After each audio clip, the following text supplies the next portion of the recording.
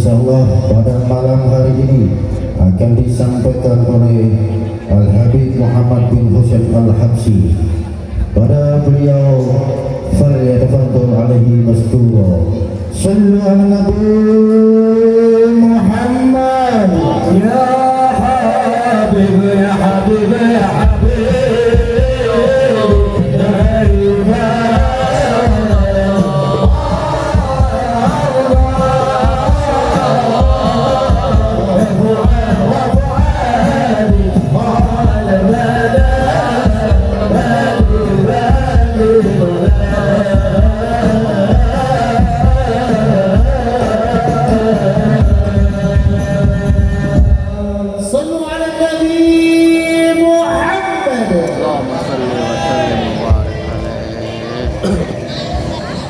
Bismillahirrahmanirrahim. Alhamdulillahi Rabbil Alamin. Allahumma salli wa sallim ala Sayyidina Muhammadin Miftahi babi rahmatillah Adada ma fi ilmillah Salatan wa salaman daimaini bidawami mulkillah wa ala alihi wa sahbihi wa man walah wa man tabi'a sunnatahu wa qa'tada bihudah ila yaumi liqa'illah. Amma ba'du. Assalamu alaikum warahmatullahi wabarakatuh.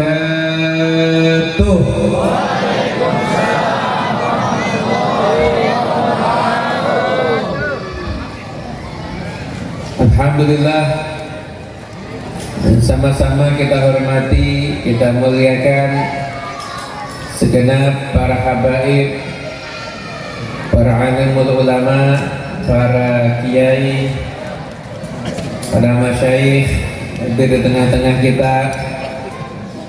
Ada Habib Yusuf, Habib Alwi, Habib Ahmad, Habib Hermi, dan juga guru kita Ki Haji Ahmad Mustafa, Ki Haji Hasan Basri, Ki Haji Agus Fatoni, Ustadz Faiz Taufik Nawawi, Ustadz Yayan Asaduddin, Ustadz Abdul Sodik, Ustadz Abdul Haris, Ki Haji Ahmad Bayhaqi yang barusan memimpin Istighosah, Ki Haji Jamiluddin, Ustadz Abdul Rasim, Ustadz Muhammad Nasihuddin, segenap aparatur pemerintah, Bapak Haji Kunang sebagai selaku Kepala Desa, Bapak Surono, Dimas Pol Desa, dan Bapak Teddy selaku Ketua RW 12, dan semua panitia, semua hadirin wal hadirat, bapak-bapak, ibu-ibu yang dimuliakan Allah Ta'ala.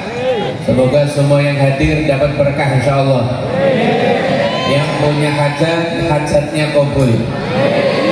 Yang sedang sakit, Allah Ta'ala angkat semua penyakitnya. Yang punya utang, lunas semua utangnya. Ternyata paling keras amin tentang utang. Yang belum dapat jodoh, segera ketemu jodohnya. Amin ya Rabbal Alamin. Hadirin Bapak Ibu yang dimuliakan Allah Ta'ala, setiap hari Jumat pintu Ka'bah itu dibuka. Ini di masa Kanjeng Nabi Muhammad SAW. Maka ketika itu siapapun yang mau masuk ke dalam Ka'bah diizinkan. Dan yang memegang kunci Ka'bah, menjaga Ka'bah, itu As-Sadana dari Bani Abdiddar, yang saat itu di zaman Nabi dipegang oleh seseorang yang bernama Uthman bin Talha. Kalau Siqayah itu dari keluarga Kanjeng Nabi Muhammad sendiri dan dipegang oleh Abbas bin Abdul Muttalib. ketika hari Jumat Nabi Muhammad mau masuk ke Ka'bah, maka dilarang sama Utsman bin Thalha. Nggak boleh masuk Ka'bah. Bahkan ketika itu Nabi dikata-katain, Nabi dihina. Maka Nabi pun menjawab, lihat saja, suatu hari nanti kunci Ka'bah itu akan berada di tanganku.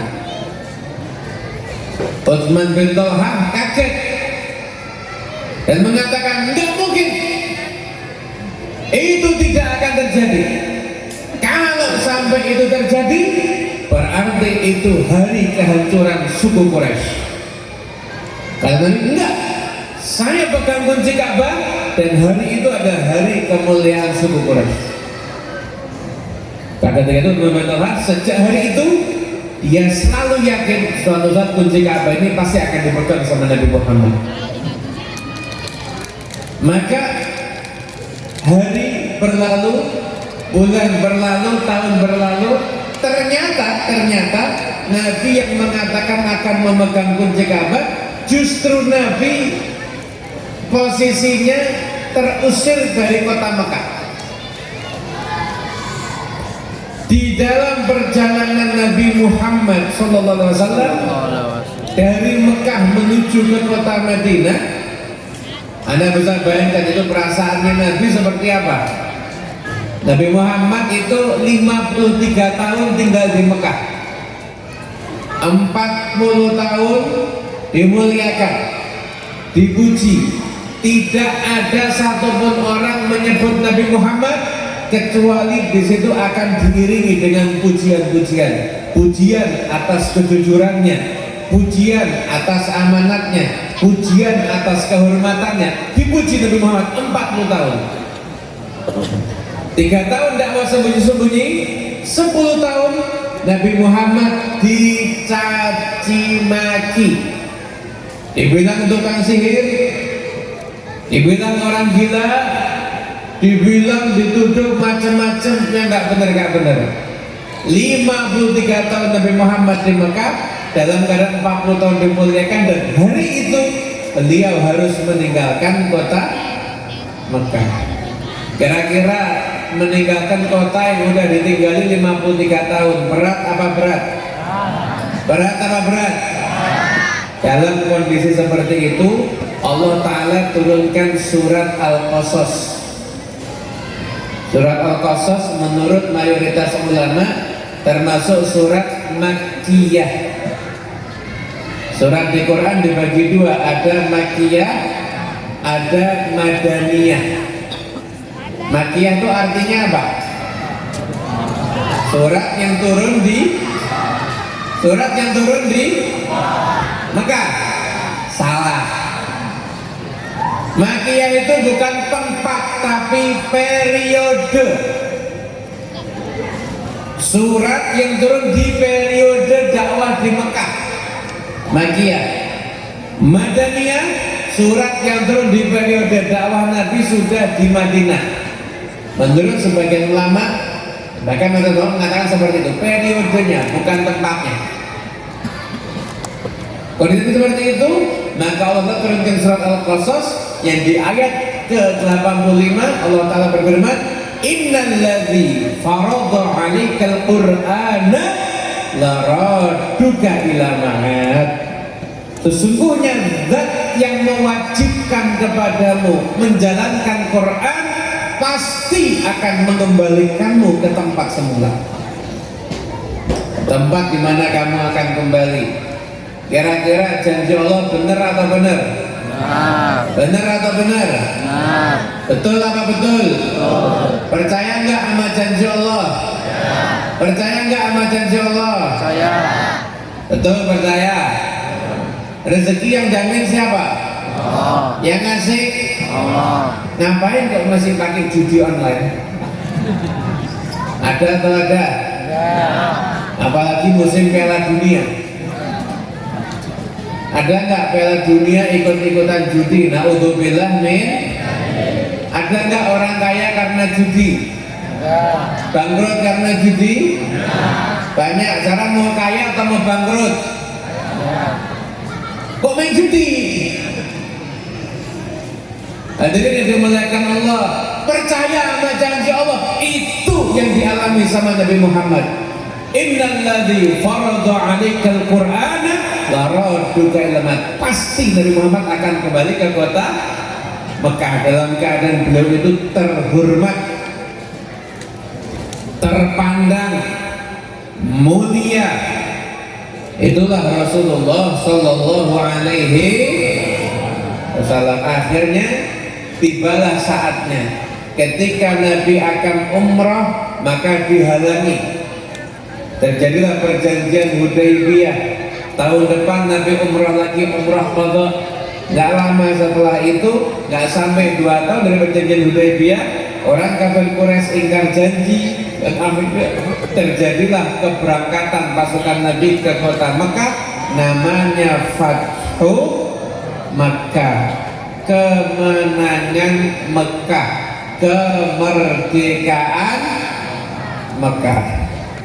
Di saat itu maka Rasulullah Sallallahu Alaihi Wasallam beliau ketika akan masuk Ka'bah merintah sahabat, ambil kunci Ka'bah di Utsman bin Talha. Kunci Ka'bah diambil, ketika kunci dipegang sama Nabi, maka Abbas langsung datang, ya Rasulullah, aku udah ngasih minum orang haji, si koya udah aku pegang nih, tinggal sadana, gabungkan jadi satu ya Rasulullah. Aku juga memegang kunci Ka'bah. Kenapa? Pangkat mulia kalau orang itu bisa memegang kunci. Mulia atau mulia? Yang adik-adik diem dulu ya. Yang diem nanti insya Allah dapat permen dari bapaknya masing-masing. Ya diem dulu adik-adik ya. Ditahan dulu, nggak ngomong setengah jam. Puasa ngomong. Ya. Kita boleh tenang ini. Salam Nabi Muhammad. Udah ngantuk? Udah ngantuk? Abbas datang, ya Rasulullah, gabungkan si koya. Aku kan udah ngasih minum orang haji. Aku juga pengen megang kunci Ka'bah biar sempurna pangkatku. Enggak. Allah memerintahkan berikan amanat kepada orang yang memang layak. Maka Utsman bin Talha ketika dipegang kunci Ka'bah di depan Nabi, kata Nabi, betulkah saya megang kunci Ka'bah? Betul. Ini hari kehancuran Quraisy atau kemuliaan Quraisy? Kemuliaan Quraisy. Kata Nabi, ini kunci Ka'bah saya berikan kepada kamu. Padahal pernah musuhi Nabi, menyakiti Nabi, tapi dimaafkan oleh Rasulullah Sallallahu Alaihi Wasallam. Sebelum lanjut kisahnya, saya mau nanya, maafkan itu berat apa susah? Berat apa susah? Ibu-ibu, halo halo. Ibu-ibu masih hidup? Bu, maafkan suami berat apa susah? Gak berani jawab Pak. Bu, siap memaafkan suami? Siap? Apapun kesalahannya? Mikir Pak, mikir ternyata Pak. Lihat-lihat dulu. Memaafkan itu gampang apa susah? Gampang apa susah? Tapi sifat pemaaf itu menjadi sifat yang menunjukkan kemuliaannya Rasulullah Sallallahu Alaihi Wasallam. Apa di hati Nabi itu tidak ada rasa marah? Kata siapa? Nabi juga punya hati, Nabi juga punya perasaan. Ketika Wahsy yang pernah membunuh Hamzah itu masuk Islam sama Nabi, diterima Islamnya, dimaafkan kesalahannya, tapi Nabi mengatakan, palingkan wajahmu dari aku. Nabi jaga, kalau lihat Nabi luka hatinya. Nabi nggak mau lihat wajahnya, tapi sama Nabi dimaafkan. Artinya Nabi itu punya rasa marah seperti kita, tapi Nabi pemaafnya jauh lebih besar daripada kita. Betul apa betul? Nabi itu ya juga sakit hati. Wahsy aja nggak mau dilihat mukanya sama Nabi kok. Bahkan bukan cuma Wahsy. Bukan Wahsy, itu ada beberapa orang yang ketika masuk Islam, Nabi itu nggak mau lihat wajahnya, ada beberapa.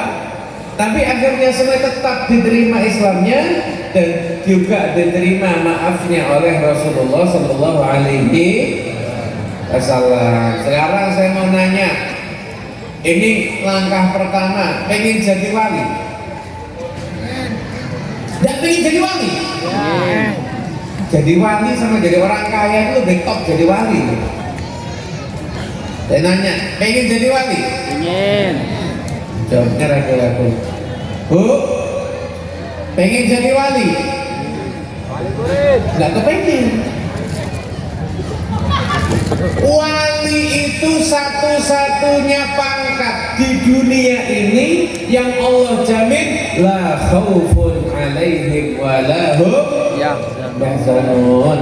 Nggak ada kekhawatiran, ketakutan, dan tidak ada kesedihan, cuma wali. Orang kaya bisa takut, bisa sedih. Pejabat bisa takut, bisa sedih. Wali dijaga, nggak takut, nggak sedih. Kalau itu jadi wali enak apa enak? Enak apa enak? Pernah doa minta jadi wali? Nggak pernah. Kenapa? Alasannya ya satu, biasanya satu, takut ujiannya gede. Itu kan? Dua, nggak pantas. Mosok saya jadi wali. Betul kan? Yang ketiga yang paling parah, nggak pernah mikir. Kepikiran nggak pernah. Anda termasuk 1, 2, 3 atau semuanya? Semuanya diborong semuanya ini ternyata orang Cikarang ini. Loh, kalau gitu doa, ya Allah, saya pengen jadi wali. Kalau nggak pantas dibuat pantas, nggak pakai ujian yang gede. Titik. Bisa aja. Doa itu minta yang enak. Kadang ada orang doa, ya Allah minta rezeki nggak usah banyak-banyak, cukup untuk beli sesuap nasi. Ini doa nanggung. Makanya bapak-bapak jangan pernah bilang saya keluar rumah untuk mencari sesuap nasi. Salah. Saya keluar rumah untuk mencari sekarang berlian. Milih sesuap nasi atau sekarang berlian? Biasanya apa? Biasa ngomongnya apa? Sesuap nasi. Namanya, maaf, mental kiri. Mental pengen haji, pasti mikirnya siapa ya yang membayari saya? Ayo, mental kiri. Pengen umrah, mikirnya siapa yang membayarin saya? Itu juga mental kiri. Harusnya pengen haji, pengen mikirnya siapa yang mau saya bayari haji ya? Itu baru mental kaya. Begitu. Sallallahu Nabi Muhammad. Jadi Utsman bin Talha dimaafkan nggak sama Nabi? Dimaafkan nggak sama Nabi? Dimaafkan. Utsman bin Talha ini punya keponakan. Nama keponakannya Syaibah. Namanya siapa? Syaibah. Syaibah namanya. Syaibah itu benci sama Nabi Muhammad, benci dengan Nabi Muhammad Sallallahu Alaihi Wasallam. Nggak ketulungan. Sampai ketika perang Hunain, itu perang sahabat Mekah, ini Syaibah cari posisi di dekat Nabi. Dia mepet dekatnya Rasulullah SAW. Dia cari posisi sampai sudah dekat sampai katanya Syaibah, jarak aku sama Nabi, kalau aku ayunkan pedang aku bisa bunuh Nabi. Dekat gak? Maka dia ayunkan pedangnya. Jangan pedang, niatnya apa? Niatnya apa? Bunuh? Bunuh siapa? Bunuh siapa? Tahu nggak? Itu dosa terbesar di dunia ini. Dia angkat pedangnya, dia begitu niat, dia sudah menjadi calon pelaku dosa terbesar di dunia. Udah mau deket pedangnya dengan badan Nabi, tiba-tiba muncul kilatan api tadi. Cuak. Nabi, Pak. Nabi, kalau kita wassalam, ini Nabi. Cuak. Ada cahaya. Kaget Syaibah, langsung mundur. Begitu mundur, Nabi Muhammad langsung menoleh, dipanggil sama Nabi. Ta'al ya Syaibah, kesini wahai Syaibah. Langsung Syaibah itu mendekat. Siapa ini Syaibah? Orang yang beberapa detik sebelumnya mau bunuh Nabi Muhammad sallallahu alaihi wasallam. Pelaku dosa terbesar di alam dunia ini saat itu membunuh Nabi kok. Dipegang dadanya sama Rasulullah SAW. Suatu Nabi Muhammad, sebutkan nama Nabi, salawat dong. Katanya BCM, bumi cinta maulid. Iya, sebut nama Nabi harus salawat Nabi Muhammad. Orang kalau disebut nama Nabi salawat itu dapat 3 keuntungan. Disebut nama Nabi nggak sholawat setidaknya 3 ancaman. 1, berarti orang kikir. Orang kikir yang resikonya nggak bisa lihat Nabi nanti di akhirat. 2, orang celaka.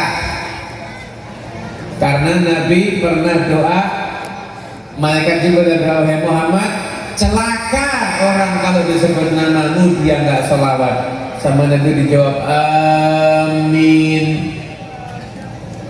Yang ketiga, Nabi bersabda, man nasiya sholata alayya khati'a bihi tariqul jannah. Barang siapa yang lupa salawat kepadaku, maka dia tersesat dari jalan menuju surga. Tersesat dari jalan menuju surga. Kapan itu? Ketika lupa sholawat. Sebagian ulama mengatakan ketika disebut nama Nabi dia nggak sholawat, itu termasuk tersesat dari jalan menuju surga. Artinya kalau disebut nama Nabi sholawat berarti dermawan. As-sakhi qaribun minallah, qaribun minal jannah, qaribun minan nas, ba'idun minan nar. Orang dermawan, dekat Allah, dekat surga, dekat manusia, jauh dari neraka. Kapan disebut nama Nabi sholawat? Yang kedua, beruntung, lawannya celaka, beruntung. Ketiga, akan jadi orang yang mudah jalannya menuju surga.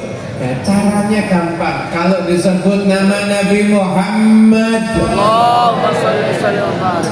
calon beruntung semuanya, calon surga semuanya. Amin, Allahumma amin. Hadirin yang dimuliakan Allah Ta'ala, kembali ke cerita. Tadi ceritanya sampai di mana? Sampai di mana? Syaibah mau ngapain? Makan cilok. Bukan, Syaibah mau bunuh Nabi. Pedang udah diangkat, udah diayun, muncul kilatan api dan cahaya. Syaibah kaget, mundur, dipanggil sama Nabi. Ini berapa detik lalu membunuh Nabi Muhammad. Panggil sama Nabi, dipegang dadanya sama Rasulullah SAW. Oh, dipegang dada sama Nabi, nikmat apa enggak ya? Nikmat ya? Syaibah ini dipegang dadanya sama Nabi Muhammad sallallahu alaihi wasallam. Nabi doa, Nabi Imam jangan doa apa dengan disebut dalam hadisnya. Kata Syaibah, wallahi demi Allah, begitu Nabi lepas tangannya, aku angkat kepalaku, demi Allah Nabi Muhammad lebih aku cintai dibandingkan pendengaranku dan penglihatanku. Yang berapa detik lalu membunuh Nabi, dipegang dadanya sama Nabi, langsung berubah menjadi pecinta Nabi. Maaf Syaibah itu kalau dihukum mati pantas nggak? Pantas nggak? Dosanya gede nggak? Mau bunuh Nabi gede nggak? Dimaafkan atau dibunuh sama Nabi? Dimaafkan atau diancam sama Nabi? Dimaafkan. Akhirnya Syaibah ini sama Utsman bin Talha dikasih kunci Ka'bah. Utsman bin Talha begitu masuk Islam, dia kasih kunci Ka'bah ke Syaibah. Syaibah, pegang kunci Ka'bah. Loh, mau kemana? Ini pangkat pemegang kunci Ka'bah, ini pangkat tinggi. Saya nggak mau tinggal di Mekah. Mau kemana? Saya mau ke Madinah. Saya mau menghabiskan sisa umurku bersama Nabi Muhammad SAW. Tinggal pangkatnya Pak, ditinggal pangkatnya Bu, demi Rasulullah Sallallahu Alaihi Wasallam. Sampai akhirnya Utsman bin Talha pun dimakamkan di Baqi. Beliau seumur hidupnya di dekat Rasulullah Sallallahu Alaihi Wasallam. Syaibah sampai sekarang keturunannya menjadi pemegang kunci Ka'bah. Namanya Bani Syaibi. Bani Syaibi itu yang sekarang menjadi pemegang kunci Ka'bah sampai sekarang. Barokah, sampai-sampai ulama-ulama Mekah itu menghormati Bani Syaibi. Kenapa? Ini kakeknya itu harusnya api itu bukan cuma menghalangi, nimpa dia berbuat dosa besar kok, tapi tanda Allah ngampuni dia, apinya cuma menghalangi dia dari membunuh Nabi, dan dia sekarang dimuliakan jadi pemegang kunci Ka'bah. Pelajaran yang bisa kita ambil daripada kisah ini, kita semuanya udah maulidan, alhamdulillah. Sekarang pertanyaannya, bisa nggak akhlak Nabi kita bawa dalam kehidupan sehari-hari? Bisa nggak? Mohon maaf,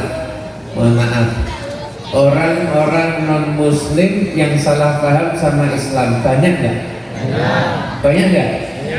Banyak. Kadang-kadang, nggak semuanya, kadang-kadang itu juga karena kadang-kadang karena kita orang Islam harus lebih menunjukkan akhlak yang mulia. Sekarang yuk kita bawa akhlaknya Nabi yuk. Siap nggak maafkan semua orang yang salah sama kita? Siap. Siap nggak? Siap. Bu, siap nggak Bu? Ibu mikir Pak, maaf ini mikir. Bu, punya temen yang nyebelin punya? Punya tetangga ngeselin? Punya? Banyak apa dikit? Banyak. Bu, mau nggak doain, ya Allah semoga tetanggaku yang ngeselin jadi orang kaya raya? Gak mau Pak, gak mau.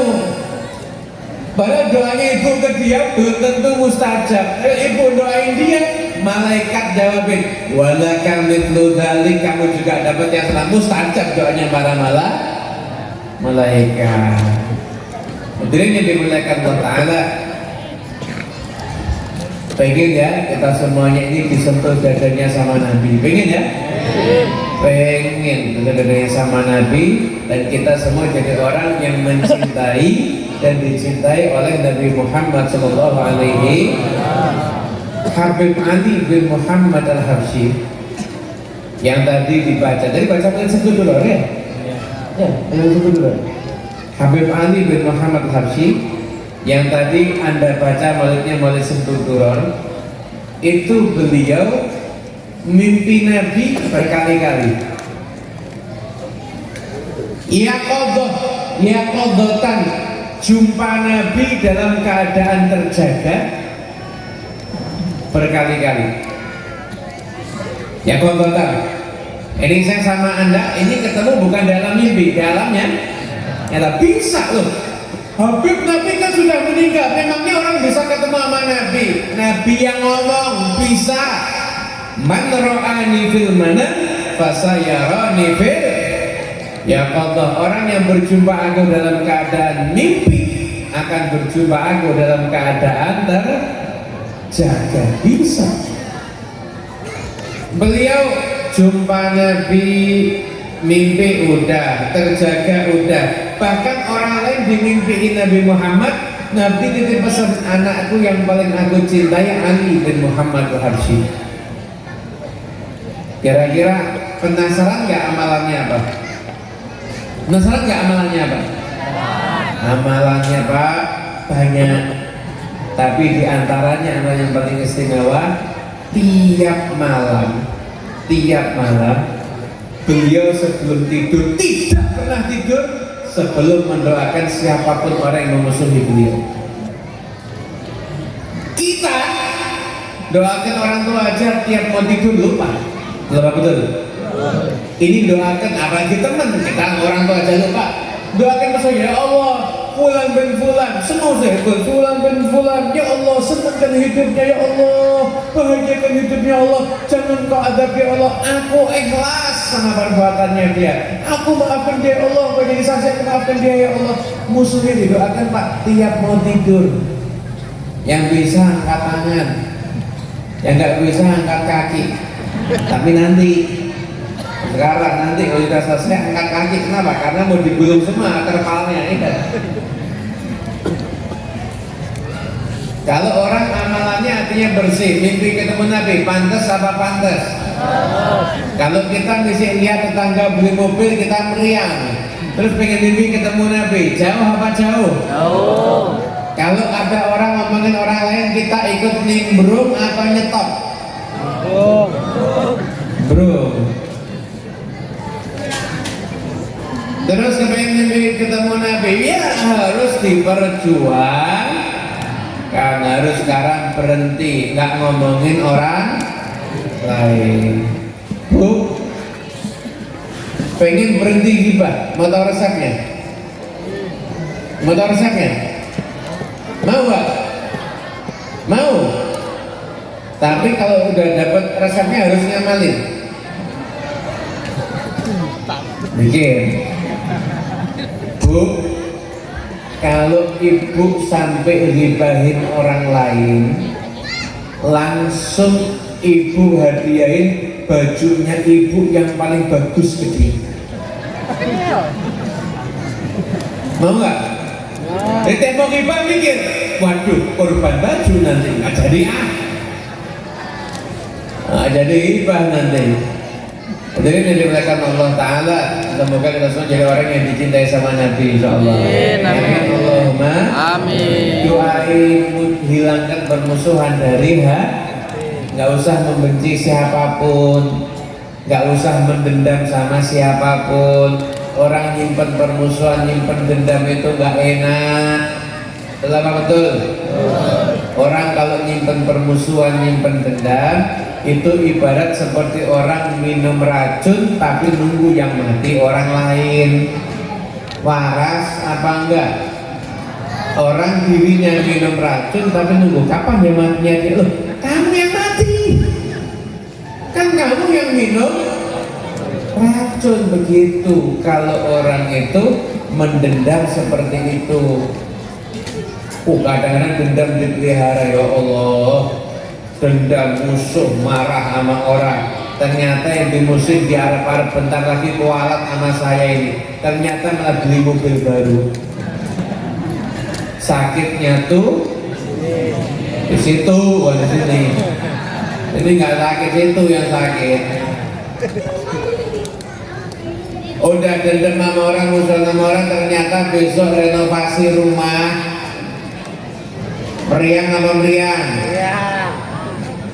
Habis itu tahun depan berangkat haji sekeluarga, besoknya umroh sama anak-anaknya, besoknya beli rumah lagi. Bukan meriang, serangan jantung ada lama-lama. Na'udzubillah min. Makanya hati-hati dalam hati itu, niatkan yang baik-baik, jangan pasang niat buruk. Niatkan yang baik-baik aja sama orang. hilangkan permusuhan, hilangkan dendam. Mau nggak hilangkan permusuhan? Kita punya Pak, ada cerita Pak. Ada satu orang lagi duduk, anak muda duduk itu termenung, kelihatan orang tuh kalau lihat duduk termenung lama pasti ada masalah, betul apa betul? Saya ini sekarang lihat bapak-bapak termenung, saya tahu masalahnya satu di antara dua. Satu, kebanyakan utang. Dua, istrinya galak.com. Udah kelihatan nih bapak termenung. Apa nih pengajian ngantuk? Oh, kebanyakan dibentak sama istri itu. Nah, ini wajah-wajah ngantuk dari aja ini. Itu korban ikatan suami takut istri. Jadi ini dimuliakan Allah Ta'ala. Ini ada anak muda duduk termenung begitu, kelihatan wajahnya suram. Ulama lewat datang nanya, nah kenapa kok wajah suram begitu, duduk termenung sendiri? Saya ada masalah sama sepupu saya marah terus saya keluar dari rumah. Kata ulama tadi apa?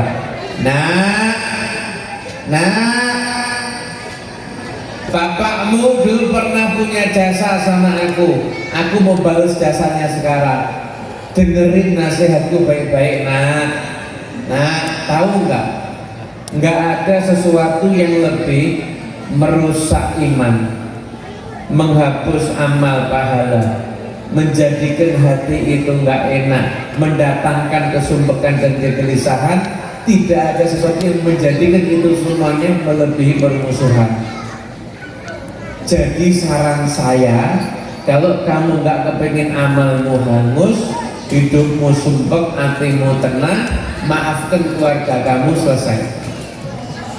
Gitu ya? Iya. Akhirnya anak muda tadi pulang, ketemu sama sepupunya. Oh, kamu pulang, berarti kamu sudah ngakui kalau saya benar. Enggak, saya nggak ngakui kamu yang benar. Kamu tetap di mata saya salah, tapi saya mau memuliakan diri saya tidak mau memusuhi siapapun.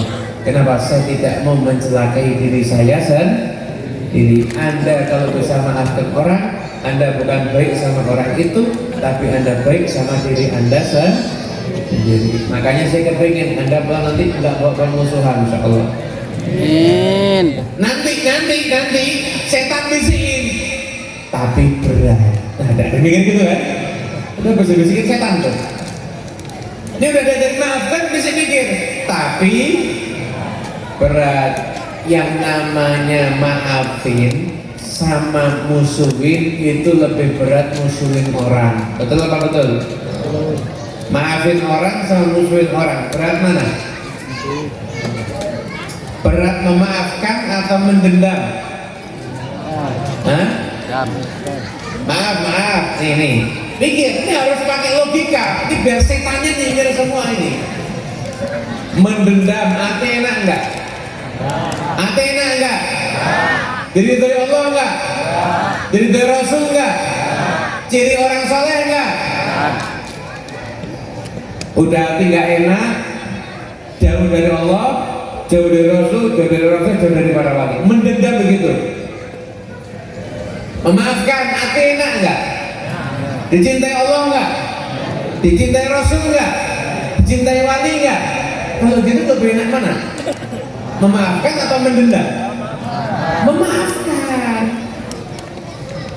Makanya maafkan kesalahan orang bukan karena dia, tapi karena diri kita. Kita nggak mau, hati kita nggak enak, maafin, selesai. Dia jahat, biarin. Dia boleh, terserah, saya mau memaafkan, titik, selesai. Kamu harus ingat kesalahannya dia. A'udzubillahi minasyaitonirrajim. Setan muncul tuh kalau udah ingat-ingat kesalahannya orang. Bapak Ibu yang dimuliakan Allah, saya mau nanya, pernah nggak kedatangan teman, kemudian teman itu nyampein begini, Pak, tahu nggak? Barusan tuh Bapak Fulan ngomongin kamu begini. Pernah? Pernah? Bu, pernah kedatangan teman model begitu? Pernah? Pernah? Datang, Bu, tahu nggak? Itu ibu itu barusan ngomongin kamu begini. Pernah? Pernah ya? Kalau punya teman model begitu, hati-hati. Saya kasih logikanya ya. Ada orang buang hajat di toilet, terus kotorannya diambil ditaruh di rumah Anda. Yang kurang ajar, yang buang kotoran atau yang mindah kotoran? Yuk, yang masih waras jawab. Yang masih waras, yang kurang ajar, yang buang kotoran atau yang mindah? Yang orang ngomongin kita itu kotoran dipindah sampai ke telinga kita. Yang kurang ajar siapa? Yang mindah. Gitu kita kalau punya teman suka nyampein omongan orang ke kita, bangganya setengah mati. Ini dia pro sama saya. Pro dari mana?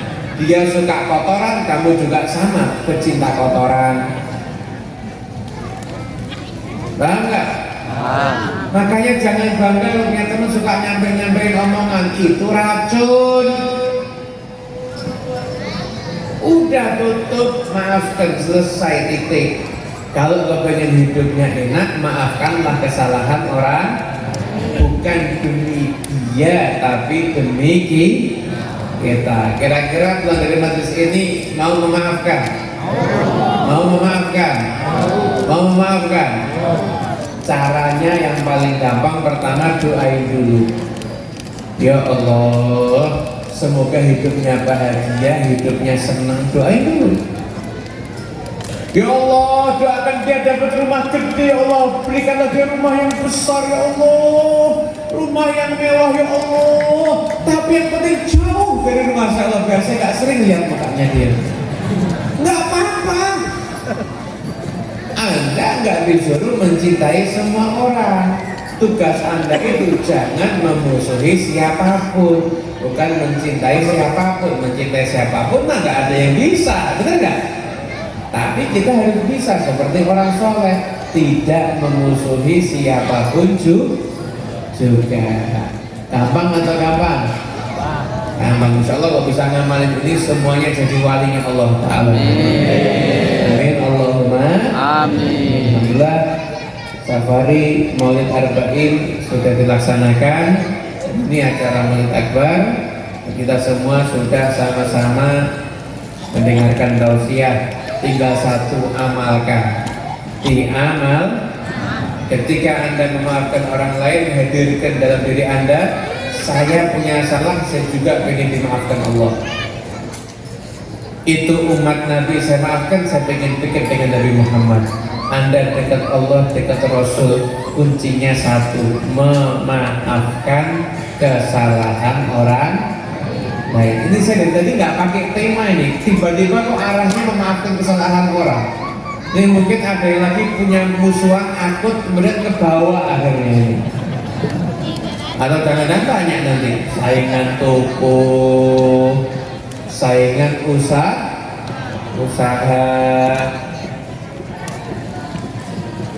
Di negeri asal para wali songo, negeri asal para wali songo, yaitu di wilayah Hadramaut, di kota Paris dan kota-kota yang lainnya.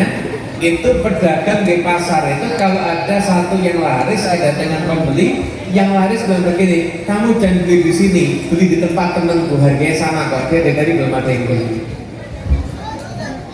Tolong carikan pedagang kayak gitu di Cikarang, saya mau main ke tempatnya dia.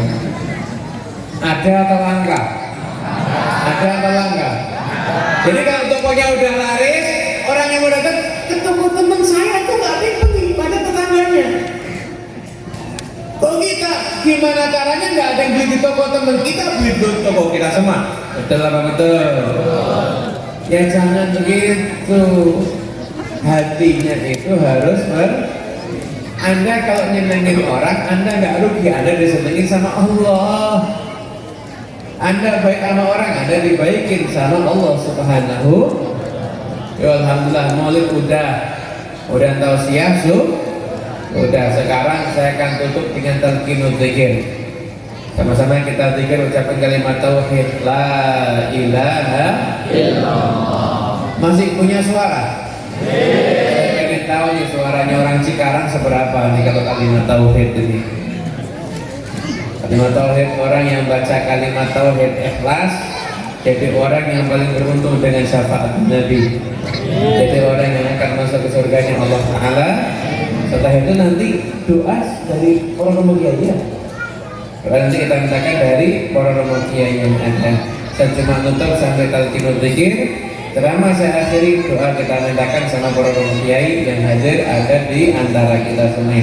Masya Allah, ini para romo kiai ini pengasuh-pengasuh pondok pesantren semuanya hadir bersama kita. Mohon maaf kalau tadi mungkin kurang menghormat beliau-beliau semuanya. Kita doakan bagi kiai-kiai kita panjang umur insyaallah. Panjang umur insyaallah. Jadikan mereka semua dapat kekuatan untuk bisa membimbing kita di jalan yang diridhai oleh Allah Subhanahu wa taala. Amin ya rabbal. Jangan jauh-jauh dengan para habaib dan para kiai dari Anda berkah dunia akhirat. Qala an-nabiy sallallahu alaihi wasallam afdalu ma qultu ana wan nabiyyuna man qabli la ilaha illallah.